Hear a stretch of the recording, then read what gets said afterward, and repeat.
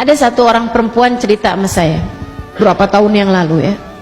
Dia bilang, "Ustazah, makasih udah bikin majelis maulid. Ustazah, jangan pernah berhenti bikin majelis maulid." Saya tanya, "Kenapa gitu?" Dia pun cerita. Dia bilang, "Saya Ustazah, majelis maulid yang Ustazah bikin waktu itu masih di depan rumah saya tuh. Kita bikin masih di jalanan." Dia bilang itu adalah majelis maulid pertama yang saya hadiri Ustazah. Saya nggak pernah tahu ada majelis semacam itu dulunya. Dia bilang, saya waktu itu sedang dalam masalah rumah tangga. Udah di ujung tanduk, udah hampir bercerai. Saya sering marah sama suami saya juga sering marah sama saya. Dia bilang sampai puncaknya malam itu. Malam yang besoknya dia hadir majelis maulid. Dia bilang, malam itu Ustazah, suami saya pulang larut malam, anak-anak udah saya ungsikan di rumahnya nenek mereka. Dia bilang di rumah keluarga saya, jadi saya cuma sama suami aja. Dia pulang malam-malam, saya pun marah sama dia. Dia marah juga sama saya. Saya udah benci banget sama dia. Dia pun juga sepertinya seperti itu. Akhirnya jam-jam sekitar jam 1 malam, jam 2 malam, dia kemudian keluar dari rumah dengan banting pintu. Terus dia bilang, saya nggak akan balik lagi ke rumah ini. Saya pun lari menuju ke pintu. Saya buka pintunya, jangan pernah balik lagi ke rumah sini. Habis itu saya tutup pintunya. Saya sangat marah. Tapi saya galau, saya bingung mau telepon teman saya mau curhat jam 2 pagi. Jadi saya tungguin aja sampai subuh. Begitu subuh saya telepon teman saya. Saya bilang, temenin yuk, besok jalan-jalan. Kata temennya, jalan-jalan kemana? Mana aja deh, saya lagi sumpek banget nih, saya lagi galau. Terus dia cerita bahwa dia habis tengkar sama suaminya gini gitu segala macem. Akhirnya temennya bilang, saya besok mau hadir maulid Ustazah Halimah di Tebet gitu. Dia bilang, majelis apa itu? Dan ntar aja, kapan-kapan aja hadir majelis, temenin saya dulu dong, saya akan lagi kayak gini nih, dia bilang. Terus dia bilang, maulid tuh cuma setahun sekali aja. Oh gitu, ya udah kalau gitu saya ikut. Akhirnya dia nggak ngerti pun memutuskan ikut. Nanti pulangnya baru mau dianterin kemana dia mau pergi gitu. Pagi-pagi berangkatlah, dia bilang, saya berdua Ustazah barengan sama teman saya, kita duduk di atas got, nggak kebagian tempat, duduk di atas got. Nah ini dia nih ya, kita kalau hadir majelis maulid itu, ibu-ibu, teman-teman, adik-adik saya sekalian, posisi tidak menentukan prestasi.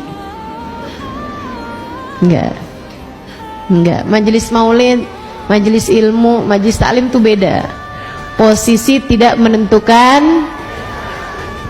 Enggak. Yang duduk di depan belum tentu dapat lebih banyak daripada yang duduk di tengah atau di belakang. Bagi sekarang Jakarta banyak tempat-tempat nggak muat, jadi ada tim duduk di bawah pohon rindang, nggak kebagian tempat. Masalahnya masalah hati, bukan masalah posisi.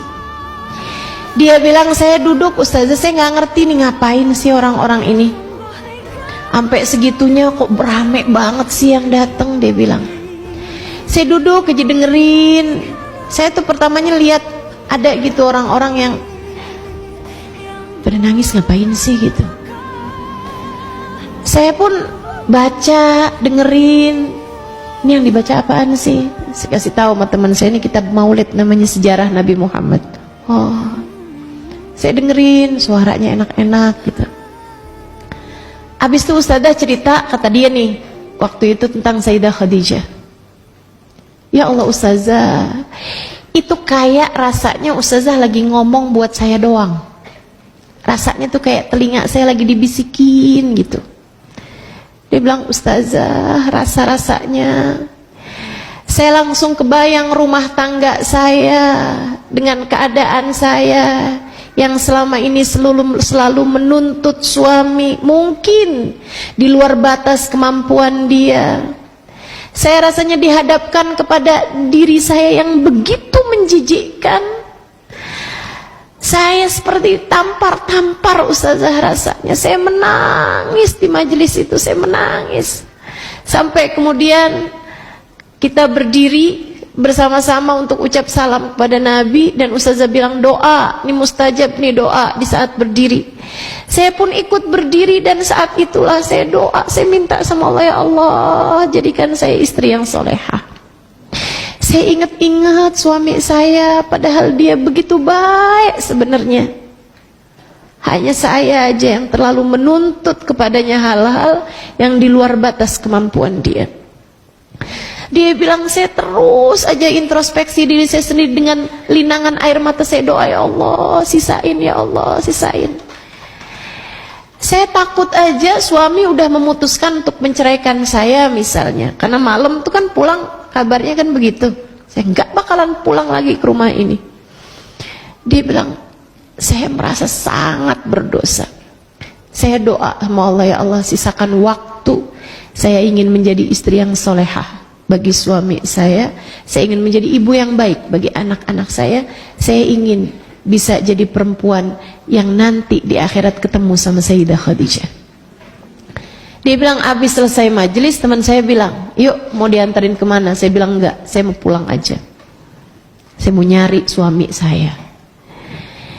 saya mau minta maaf sama dia, saya pengen dikasih kesempatan buat jadi istri yang baik bagi dia. Dia bilang, begitu nyampe rumah, teman saya pulang lagi, saya mau masukin kunci nggak bisa-bisa, karena ternyata udah ada kunci di dalam. Dia bilang, saya ketok, suami saya bukain pintu. Saya senang banget ngelihat dia. Sebelum saya bilang apa-apa sama dia peluk saya, kemudian dia bilang, maafin saya, sisain saya waktu buat saya bisa jadi suami yang baik buat kamu. Dia bilang, saya nangis ustazah, saya minta maaf sama dia. Dia bilang, ustazah doain biar kami terus bisa jadi pasangan rumah tangga yang baik. Teman-teman saudaraku sekalian, kita nggak pernah tahu nih, kenapa kok bisa ada banyak sekali kisah-kisah yang saya dengarkan dari orang hadir majelis maulid, orang bersolawat kepada Nabi Muhammad. Masalahnya Nabi Muhammad itu sahlan ida a'to, adalah seorang nabi yang mudah untuk memberi. Ketika kita datang, kita bersolawat dengan sungguh-sungguh pada Nabi, kita punya cinta sama Nabi gitu, sangat mungkin untuk kita pulang dari majelis maulid, kita pulang dari kita bersolawat, atau ketika kita ngerasa dekat menabi, kita solawatan menabi, sangat mungkin untuk doa-doa kita diijabah, harapan-harapan kita dipenuhi oleh Allah Subhanahu